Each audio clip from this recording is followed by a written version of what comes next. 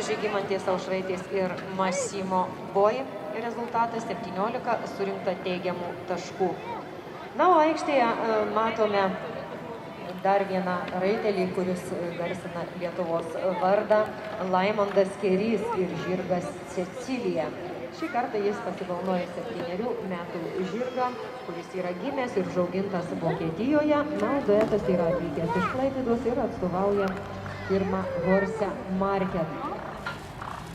Nu, Laimondas Kerį, tie, kurie domisi jojimo sportu, mes prisimename jojus su įspūdingu žirgu Gotaru, skinusi pergalės po pergalių, o savo sportinę karjerą šis raitelis yra pradėjęs Žagarėje.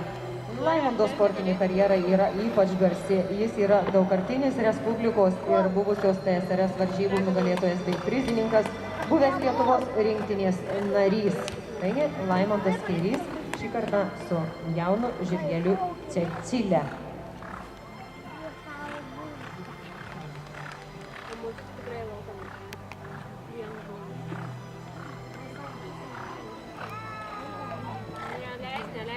Brolis nevažiuoja, o tai tavęs vienu tikrai laukiu.